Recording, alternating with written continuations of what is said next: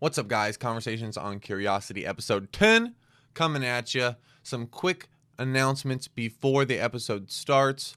First things first, this is going to be the first episode on both Spotify and iTunes. I'm going to provide the link for you guys in the description. I'm also going to post it on my social media accounts. So those of you that don't have time to watch audio, that want to listen when you're on the road, running, etc., have the opportunity now. So this is going to be the first episode, and hopefully, if all goes as planned, all following episodes are also going to be on Spotify and iTunes. Just search Conversations on Curiosity with Hunter Kleinschmidt, and it should take you right to the link. My guest today, guys, Kendra Ritter, is an amazingly intelligent person. She reached out to me about talking about education systems and the future of education, and her passion showed right through the text messages, and it really came to fruition today during the interview. So please enjoy, comment, like, subscribe if you guys enjoy the content. Hopefully, me and Kendra can talk again about this project because there's so much more information that we didn't get to. We try to condense it, make it a very jam-packed, very hearty information base for you guys today. So enjoy very much, and without further ado, let's get into it.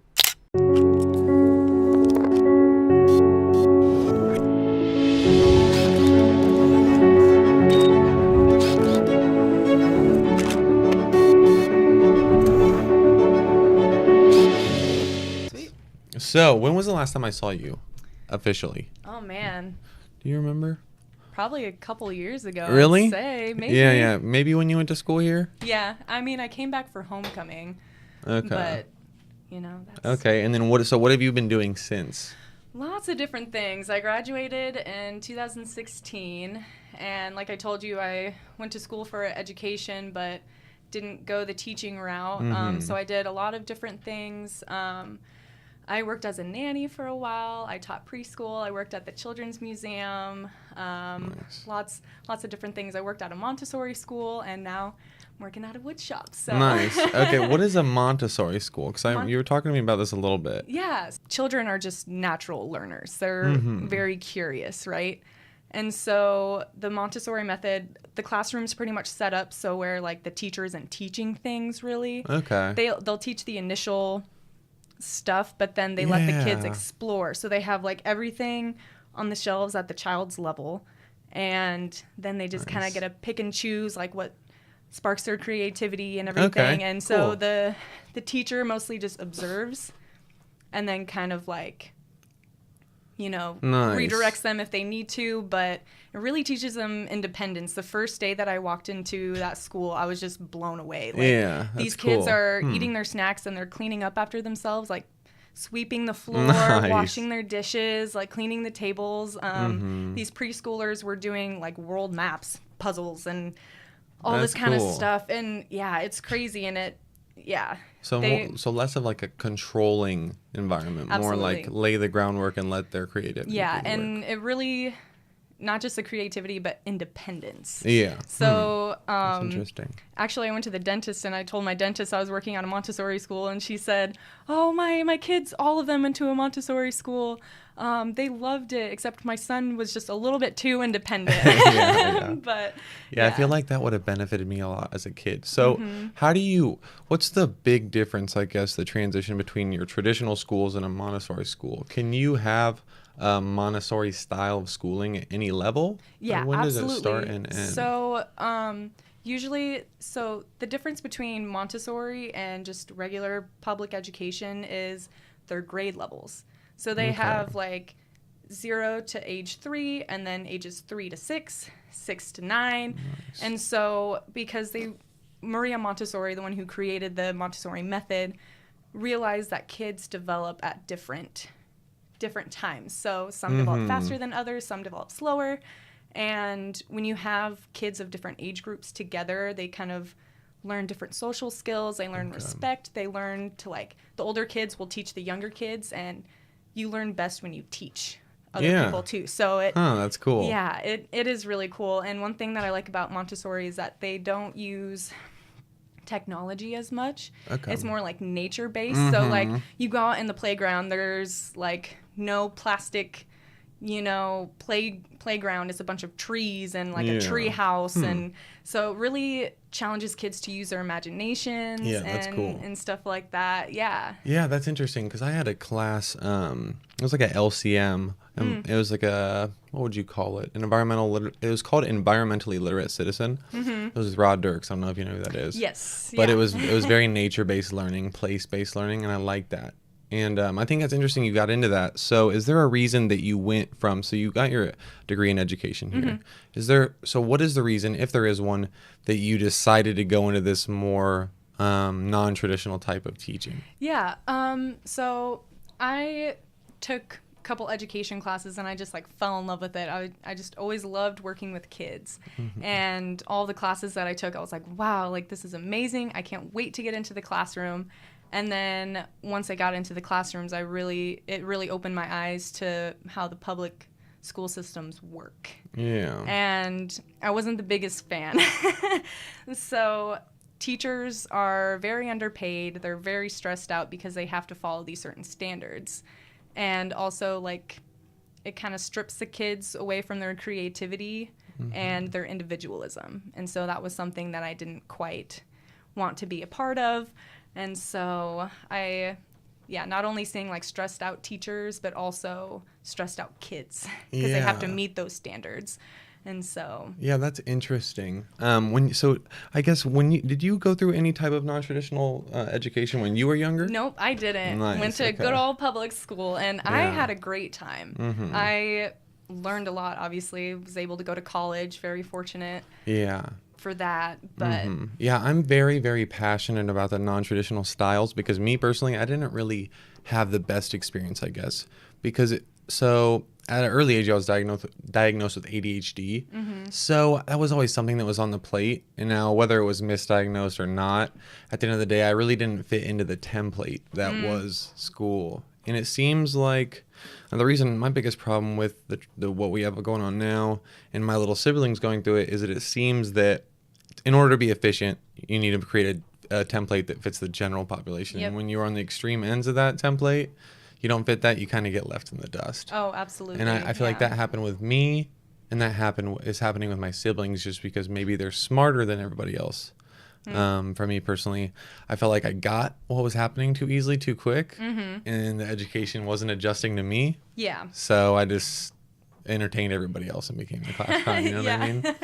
So yeah, that's why that's why I was so excited when you first messaged me, because I am very strongly opinionated on this. Oh, I am too. And I think that it needs to change. And why do you? So I know I kind of touched on the general sense of it, but why do you think that it is why it is now? Why are we here? Yeah, so I'm gonna take it all the way back. Heck yeah. So compulsory school. So like, what is that? That just means that kids have to go to like public school, and if you don't, then you're fined or like you get in trouble. Parents get in trouble. So way back when the first Industrial Revolution was happening, lots of people were moving out of like the rural areas and moving into cities.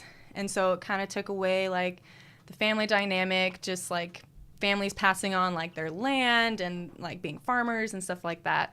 And so people are thinking, okay, well, what do we do? So mandatory compulsory school originated in Prussia during the Industrial Revolution. So Prussia was invaded by Napoleon and all this kind of stuff, and things were going awry, and they kind of blamed their loss on things from disobedient soldiers. And so people created this system, a schooling system, to pretty much like get them ready for the Industrial Revolution in the first place. So get them ready to work in the factories and things like that, but also to obey orders and just kind of like listen.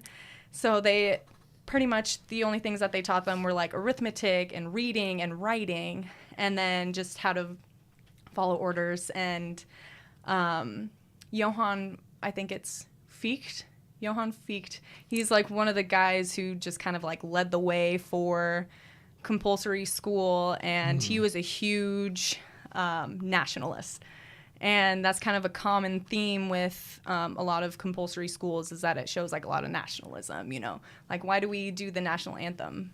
every day before school. That it's just kind of something we grew up with. But yeah, that's interesting. Yeah. And so there were lots of people in America who were kind of seeing this model of education, and they went to school in Prussia and got their doctorates in it, came back to America, and they became professors at like major universities.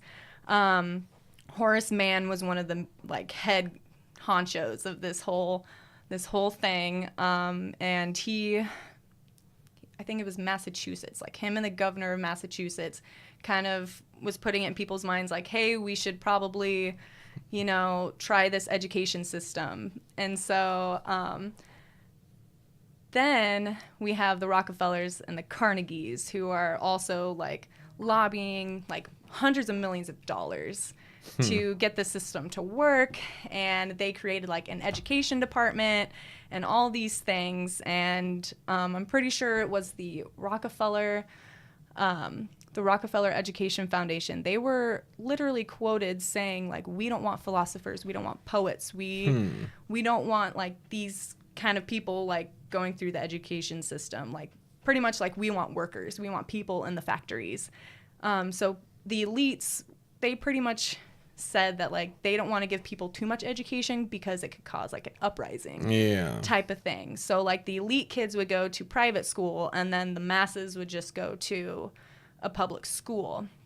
So like fast forward, teachers just kind of they're at the front of the classroom, you're sitting in your desk, and they just lecture to you. And it's been like that for a long time. And there have been some changes, but not much. So I learned a lot going to Doane, just of like the different ways to teach around the system, kind of make it creative, make it your own, but it's kind of tough. Yeah, that's interesting. Yeah. Yeah, so and I've looked at this a little bit too, specifically in more higher educations, like at the graduate level, because it's still kind of the same thing. We're dealing with very primitive systems. Yeah. So do you think, because it doesn't seem like much has changed. You say that some things have changed. Do you know, like, what have we done to shift this? Because we had a lot of time since all that went down. Absolutely, yeah. And I feel like we should be a lot further along than we are now. Are people realizing this? Because it seems like common knowledge that we're kind of in an old system designed not for where we're at today. I think just like teachers going to school in that system and then going to get their education, learning that system. So it's just been like, we're just kind of indoctrinated into it. And so we're just like, oh, this works pretty well. So we'll just, keep it going, I guess. So, but then, the No Child Left Behind was introduced. And so that, created like standardized testing and all this kind of stuff to where like teachers have to like, they can teach it how they want it, but they have to meet those standards. Because when that first started, like schools would get grants if they got like certain like, test scores and stuff like that. And then Common Core became a thing, and so it pretty much, the main focus was on reading, writing, and math. And so it didn't leave much room for some of the other subjects, which I believe is like important. Kids, like I said, are natural learners. They're just like sponges. They want to soak everything up. But if you're only taught certain things at certain times, so like you learn this stuff in kindergarten, you learn this stuff in first grade, and if you don't meet those standards, then you're held back or you're put into special education. And it's just kind of... Yeah, it's so interesting. If you don't fit the mold, then it's just kind of... So, that's crazy. And it's difficult for me to wrap my head around because it's 2019. There's so much else going on. There's so much, revolution happening, so much innovation happening. There's a lot of things changing, people going against the grain. And it just blows my mind that change hasn't happened yet, really. Yeah. I see it a little bit, I guess. And it seems like other countries are taking stands or moving forward a lot faster than we are. Oh, yeah. Have you seen that? Because I've seen Finland maybe or Scotland. A lot of those schools over there they run a system kind of like this, more like loose parts. Are you familiar with that? So Finland actually has like one of the best education programs in the world. And So their teachers have to have a master's minimum. They have to follow a national standard, but the teachers get to kind of do the curriculum all on their own and create it so it like caters towards all their students. The teachers also, they only have 4-hour days. Yeah. Their kids get lots of recess time. They don't get any homework. Well, rarely. They rarely get any homework. And the teachers get to stay with their classes for multiple years. So they kind of develop with the kids and kind of learn, okay, this is kind of how this child thinks, so I'm going to kind of change the way that I teach to cater towards, this or that. And a huge thing that Finland does is that all schools are state funded. They're not decentralized like the U.S., where all the schools are either funded locally or, it's, I think definitely the downfall of the education here in the U.S. is that we are not funded by the U.S. We tend to put our money towards other things than towards just like... Yeah. So if they're all state funded, then would it be safe to say that they don't have the same type of, there's better schools over here than there are over here? Yeah, This exactly. is a private school. Mm-hmm. So you got kind of get rid of that problem. Oh, yeah. So I went to school in a small town, like 5,000 people in my town. I thought I had a great education. I thought I had like pretty good classes. And then I started doing practicum and student teaching in Lincoln. And I was like, whoa, I did not have this. I did not have that. And it's really sad. And especially where you go to places where it's higher poverty. These children aren't getting the education that they deserve, their right to a good education. And so a lot of depending on which school you go to, you have a leg up. Yeah. Definitely. That's definitely present here. And I guess to take it back a little bit, what do you, the relationship, the idea that you are committing to a teacher blows my mind for long term, for multiple years, kind of creating that bond. That'd be interesting as a parent. Is there any type of like selection process? Or is it just like random? Like this is the person that I'm getting for the next 3 years or 4 years? Well, like, what do you mean? What do you mean by that? Let me tighten it up. What I'm trying to say is, it seems like if you were a parent, you're about to send your kid to school, you would want to maybe. I mean, granted, they do have a master's, so they might have a little more education and might be a little more trusting. But as a parent, I'd be like, well, who can I pick? Like, is there a choice of teacher that I can choose that is going to guide my kid for the next 4 years? Yeah. I'm not sure about that, actually. But, one of the most important things that I learned through the education program is building the relationships with the students. Because if they don't have respect for each other, then not much learning is going to be going on, not much respect between the two. So I think if you learn to get to know each other throughout the years and everything, kids are more willing to learn and, So. Yeah, and that's cool. So I brought this up earlier, but are there any negatives that are hindering the United States from implementing something like this? More, I guess there is some in here. There is some it's widespread, but to make it more general. Definitely, it's like the funding, and I think a lot of people in the education system are resistant to change, I would say, because I've brought up some ideas to some of my other teacher friends, and they just don't want to talk about it, really, and it's because I think what would be really cool is if we kind of mixed the way that we do public education. So maybe have something almost like the Montessori method mixed with what Finland does and also what Japan does. Japan has an awesome public education system as well. And I think if we were to mix these kind of things together, then we would have a pretty good system. Yeah. So like teaching kids independence, teaching them life skills, because I think that's super important, life and social skills. So like personal finance, how to get life insurance when you're older, how to change a tire, like what are the mechanics of a car, how to cook, clean, sew, and just different things like that. Because we live in a very we live in a capitalist country, and so we're just used to going out and like buying things. Yeah. But the cost of living has gone up when like the minimum wage hasn't. Mm-hmm. So I think we need to teach kids to be resourceful and more independent.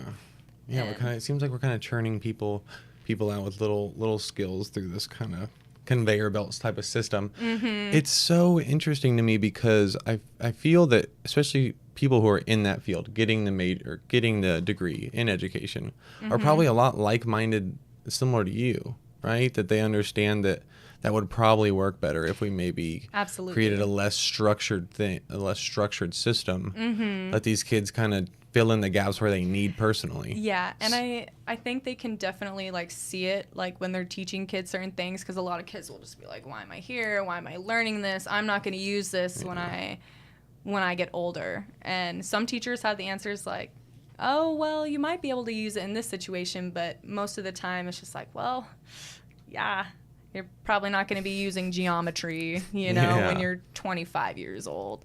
So yeah, that's interesting. And I'm just so curious where in the ladder and what kind of outside influence would have, because it has to be higher up, because I feel that anybody in your shoes with a degree, even though if they may have went into education, still could not disagree with the points you're making, and what we're talking about here. Yeah, and a lot of parents would like the same thing too for their children. And I mean, even if it would be just creating more before and after school programs to help kids, like that would be awesome. But now they're trying, the Trump administration is cutting funding, or they're wanting to cut funding from public schools, and even like for after school programs too, and special education, and from schools that are in high poverty. So like the places that need it the most, they're wanting to pull funding from that. And so I think that's something that we really need to focus on, is if we can't really put it in, like implement it into the system, we can do something for before and after school programs. So if you wanted to make a change, what are the levels to this? Who decides what you're learning? Is it state, or is it at the national level? So since we are in a decentralized system, it's the state who can decide. So kind of like what I said, I think it's, when did they implement Common Core? So that was a choice that schools can make, or a state can make, if they wanted to take on the Common Core method. But a lot of schools did choose it because the government kind of bribed them with grants. Like, hey, if you try this, we'll give your school money. But then in 2017, Bill Gates admitted that Common Core was a failure, so it didn't work. Yeah, and so, but then schools could definitely like opt out. But yeah. So okay, and so I would see this as a problem. So you have this entire like Common Core thing spreading across the nation, and there has to be some type of comparison between states as far as standardized testing. So those that maybe break, would this be correct? This is kind of where my train of thoughts going. Those that do not opt out of Common Core and maybe go towards more non-traditional style are going to have lower scores on standardized tests. And not necessarily. So kind of with Common Core, the teachers could choose how they teach the subjects and everything like that. So it just really depends on the teachers, the area that they're at, where they went to school, I guess, like their methods of teaching the subject matter. Okay, because I guess the way I look at it is, generally I disagree with the idea of standardized tests, and I think everybody is. Yeah. And slowly things are changing at pretty much every level of education. And the things that are being tested for in these standardized tests are not real life, real world qualities that are going to benefit you in the future most of the time. So I'm thinking that in these non-traditional classrooms that might not be teaching you things like geometry, to be used as an example, just because you then score negatively on this standardized test that is deemed to be the gauge of how smart each state is, doesn't mean they're not actually more intellectual individuals. Yeah, exactly. So that's just so interesting to me. And I wonder what's going on at the higher levels. Do you know of anybody is there like anybody that's representing a big stand or pushing for something that's... I'm not quite sure, but I know that there are some like master's programs and doctorates programs that are doing research on like the public school system. Yeah. So there are lots of programs in like lots of different states. So there are people who are doing their research into all of this, which is good. but it's definitely going to take some time. But I think this was something that should have been started a while back, because we're pretty much going into our fourth industrial revolution right now. You know, so like in the next 10 to 20 years, you know, things are going to be automated and all that kind of stuff. So now's the time for people to, I don't know, schools need to definitely teach kids that creativity and to be more independent, because when things are fully automated and there aren't going to be as many jobs, people need to, you know, put their energy towards something, make their life worth living. And one thing that I've noticed, that even when I got out of school, like high school and college, like a lot of people are lost. They don't know what to do with their life. And I think that's a huge problem. So somewhere along the line, we need to figure out a way for kids to like find their passions at a young age and just roll with it. Yeah. Like a lot of the teachers that I went to Doan with, or who are teachers now, like they are so passionate and they think outside of the box. And one thing, taking these special ed courses, was you had to find different ways to teach different minds. And I think we need to kind of stick to that, like use different methods to teach. So like kids learn in different ways, or they kind of want to take a different path. Why not let them do that? I think teachers kind of need to take a step back. Instead of doing like lectures, they need to be more of like a mentor type of like head figure. So give a kid like a project to do instead of doing tests. Have them find a fun way to like report it, like write a paper, make a video, which like people will do in classes and stuff like that. But I think we definitely need to teach more classes that are more like life fulfilling. Yeah. And I think maybe once they hit high school, there could be different like mentorship programs where they leave at like after third period, fourth period, and go and shadow someone out in the field of like something that interests them. Have some sort of more like vocational school that kids could go to. Like if they don't want to take the college route, they can learn more vocational skills. And because I've noticed that when I was at Doan, you've probably known people who like switch their major like midway through school. Well, we're all like 18, 19, 20. Yeah.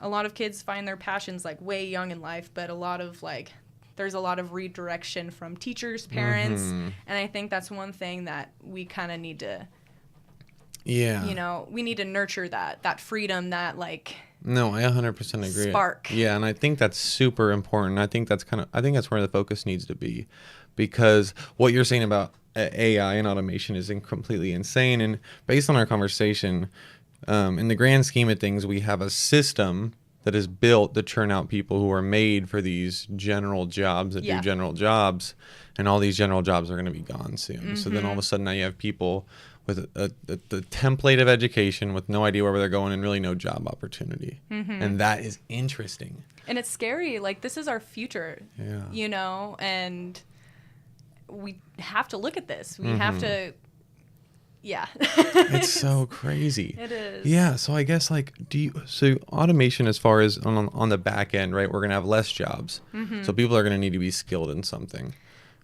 So I guess you gave some examples, but what do you see at like the lower level? Where do you see, like, do you think that this Montessori type of schooling, this laid off type of you do your own thing, is going to create that more independent, more, I see it as like guiding them towards finding their passion. Yeah. More like loose, not as controlled environments. Absolutely. And I think also using this method is great because, you know, you have the different age groups within like one classroom. And so kids are socializing more with each other and different things like that. And I think that's super important, especially with the technology now and social media. I think we lose that connection a little bit with people. And so I think just being able to, kind of converse and kind of when you're working on your own, sometimes like someone will pass by and see what you're looking at or working on, and they get kind of interested. And that's one cool. Yeah, it is pretty cool. And yeah. And so it seems like in order to change the system, we have to gauge how we determine what is intelligent and what is not. Because it seems like right now everybody is catering their education to these standardized tests. What do we need to know? What makes me look like a good teacher so I don't get fired? While now we have some leeway in there for teachers to personalize it. Yeah. But it seems like the standardized testing, the way we gauge how much production is happening in the classroom, is wrong. And we talked about people seeing that and recognizing that. But how do you make sure that how do you make sure that your students are benefiting for the future? Yeah. What's an alternative to standardized testing? All teachers are taught how to assess their students, and there are a plethora of like ways to assess students and like how they've grown throughout the semester. And so I remember some of the classes, we probably learned like 10 different ways on how to grade kids. And so I think you should just come up with a system where you can just assess their growth, not just like, okay, they made this milestone here, they made this milestone here. Just like, okay, within this time, they were able to do these things. Like, and I think with the Montessori method, with the age groups like that, they're not stuck to like that structure.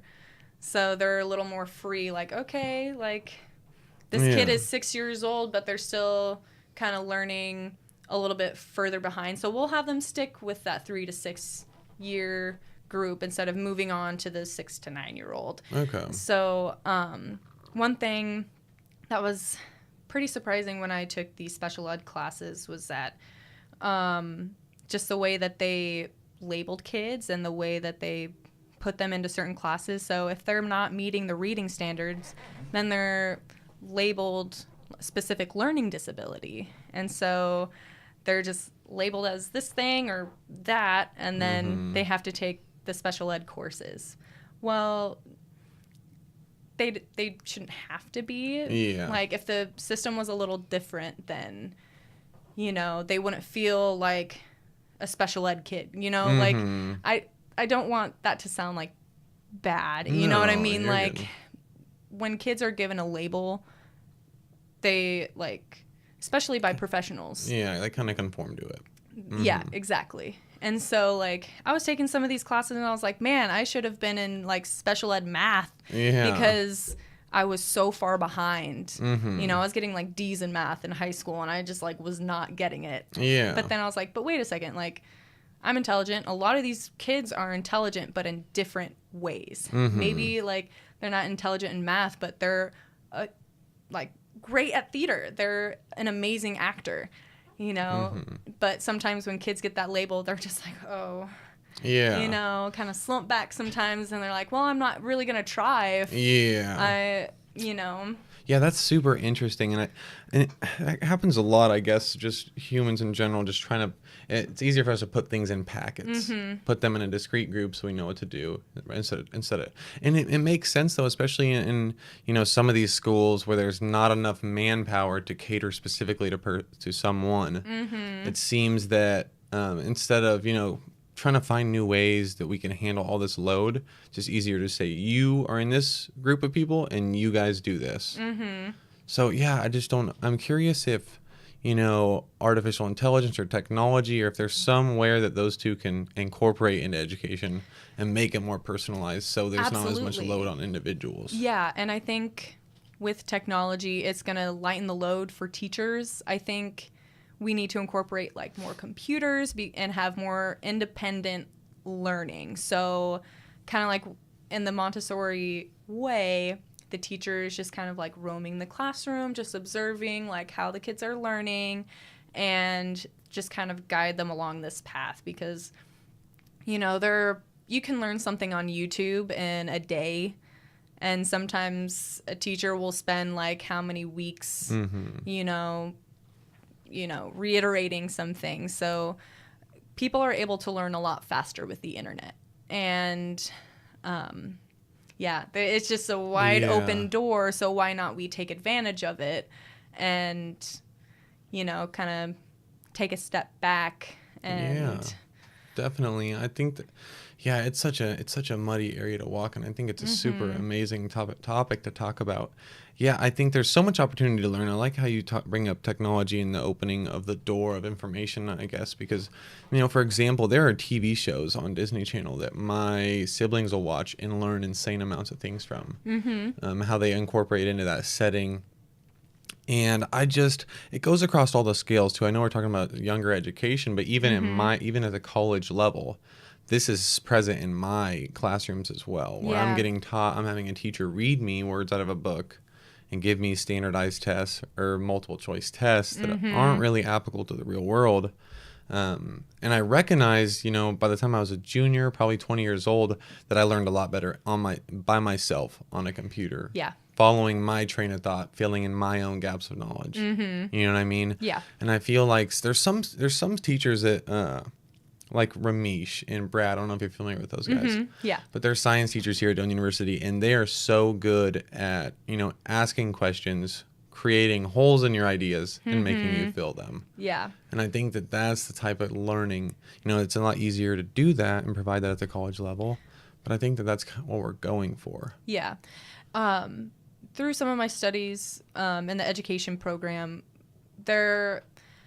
so we learned how to kind of create that in the classroom. So, instead of having a bunch of desks lined up in a row, have little pods to where the kids are sitting in a group and you ask an open-ended question. And so then kids can just discuss it and, it just, it can go anywhere. So that's one thing that I really appreciate is that, what the current teachers are learning is that the system isn't the greatest, but we are gonna find ways to make it work and to make these kids have a great time at school, help them learn as much as they can, and just kind of go with it. And Doane has spit out some pretty amazing teachers, very creative. They think out of the box, and especially the teachers who went through the sped ed program, they can think quick on their feet. If anything happens, they are ready. They're ready for the unknown, I guess. And so it's not that the teachers are bad. There are a lot of incredible teachers, but like I said, it's just the system is not good. We have teachers who are getting their master's degree.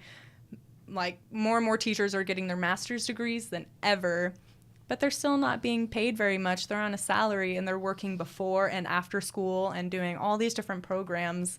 And I think just after years and years of doing it, some teachers get really burned out. They get kind of jaded, but... Yeah, that's so interesting. Yeah. And I know you're obviously passionate about this and know a lot, and you're in the non-traditional classroom for a reason. But what were the biggest things that turned you off as you came out of college? Why did you not just jump in? Because so many education majors jump right into a position at elementary school. Yeah. What were there specific examples or things that happened that turned you off to that? Yeah, so when I did my student teaching, that's when you really jump full in. You observe your cooperating teacher for a little bit, and then you jump in, and then you teach the class. You're running the classroom. And you get the freedom to run the class how you want, but there's also some of those limitations, and I guess I don't really quite know how to phrase it, but like I said, a lot of the kids are just why am I learning this? I saw a lot of teachers very stressed out and very just kind of it was my phone going on. You're good. No worries. Yeah, just very overworked. Yeah, I get you though. But yeah, the thing that just made me the most upset was just seeing kids upset, I guess, and just they're just oh, F this, there was also no respect for teachers as well. So especially at the high school level, I've never seen kids talk to a teacher like I did when I saw like, and they were like freshmen in high school and stuff like that. But, you know. Yeah, that's interesting. I think it's just because like kids are learning things that they don't want to. They kind of just don't treat the teachers very respectfully, I guess. And one thing that just like blew my mind too was I did some of my student teaching in a behavior disorder classroom. And this was supposed to be like one of the best programs in the state. And I was just horrified. So these are the children. Practices they were using? The practices they were using. So these are children with behavior disorders. A lot of these kids come from like rough backgrounds. And so like a poor family life, you know, these kids are abused or neglected. And so they come to school, they want to be at a safe place, you know. So in this classroom, we're trying to teach them social skills, but when they get in trouble, the teachers or the paras would yell at the kids to sit down and put their head down and stay quiet until this timer goes off. Or like if they're really like having a bad time, they will lock them in this room called ALE, Alternative Learning Environment.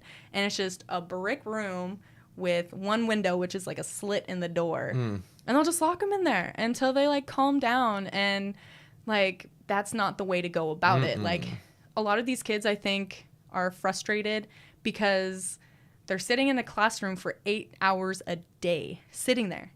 They get 27 minutes of recess a day, 15 minutes at the beginning of the day, 15 minutes after lunch. So these kids are squirrely. Like they want to go out and play. They want to socialize with their classmates, but instead they have to sit down and listen to the teacher.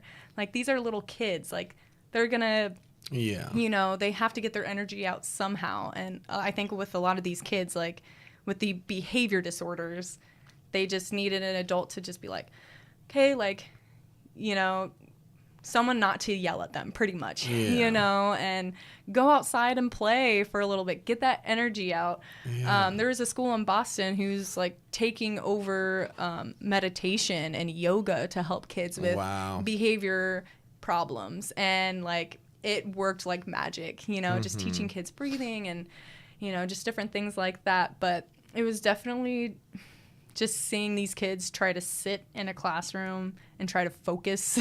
It was just like, I was like, whoa.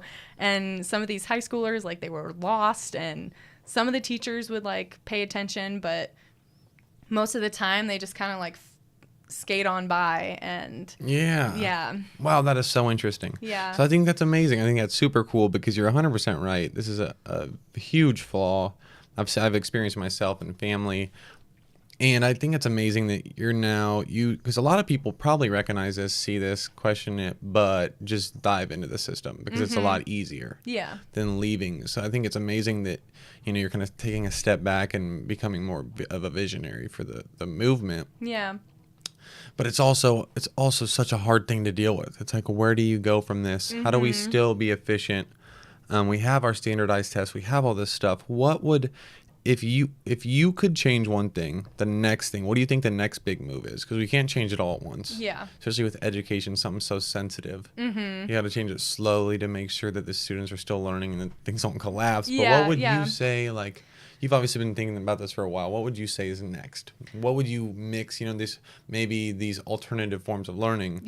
How would you incorporate that into your general education? Well, I think the first step is to not have a decentralized system. We need to have an equal opportunity for everybody. So set this national standard, have the U.S. government pay for school. So instead of spending money overseas or, you know, like we've been spending trillions of dollars on war, we should put our money towards our future and have an equal amount of money going towards all of the schools. So I think by doing a system like that where, you know, everybody has that equal opportunity. So kind of like in Finland, you know, I think that would be one step, I think. But I think the problem would be finding a common ground and finding those nationwide standards and then going from there. So you get that decentralized system, you get equal funding, you remove, the rich and the poor separation. Yeah. All that. Yeah. And there's been people who so Betsy DeVos, since the 90s, she's been funneling money their family have been funneling money towards privatized schools. And now she's wanting to pull more money from public schools and put more money towards the charter program, which we shouldn't be doing that. It should be all towards, just have a level playing field, everybody. Yeah. Sounds like a most child left behind, most childs are left behind type of system. Yeah. Yeah. And how does she justify that? How do you justify something like that? I don't know. That's so interesting. She's not a real human. That's funny. Yeah. Cares about money, and I think that's where a lot of problems stem from, is the whole money issue. Yeah. And I wonder, most things tie back into the economy and influence, and I wonder, I haven't looked closely enough into how, the economy, how big money investments, may influence or may have a hand in why our education systems are like they are. Well, I know with Common Core, you have all these foundations like the Bill and Melinda Gates Foundation. They put all sorts of money into running this. So there are people who want to try and help make the system work, like Bill and Melinda Gates. But like I said, in 2017, they're like, okay, we found out that this doesn't work quite the way that we wanted it to. So I think now's the time to just kind of look at other programs and be like, okay, this is maybe a different way that we should follow.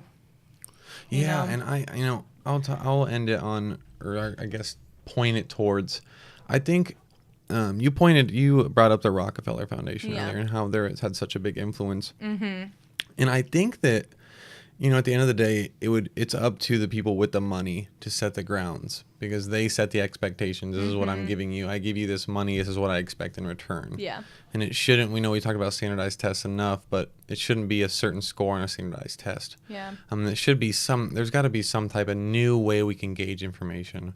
And I think people are working towards that. I know that standardized tests are being phased out of graduate programs specifically. They don't even, some schools don't take GREs anymore. Yeah. Which is an insanely, I'm going to hold my feelings about that test. It's not good. It's not beneficial. It's just memorization. Yeah. And I just read this article recently about how the SAT now is going to have a disadvantage score. So they're going to look at the demographics of where kids went to school, where they grew up. So if they went to a lower income school, or they live in a more lower income area, then if they have a lower test score, then okay, it's fine. They can, Yeah, I thought that was pretty interesting. I was like, so they're gonna do a disadvantaged score, but they're not gonna fix the problem. Yeah, that sounds like a move in the wrong direction. Exactly. Yeah, and I think that, that's interesting. And this is when you said the Rockefeller, that blows my mind, because there are a majority of, even at the graduate level, is funded by the Rockefeller Foundation. And I just think, and we've talked about a lot lower education, and I alluded to higher education, graduate school a little bit earlier, but this problem of churning out this system, we're still using the graduate program, higher education, college and on, is still a system that was in place when we rode horses and buggies around. Yeah.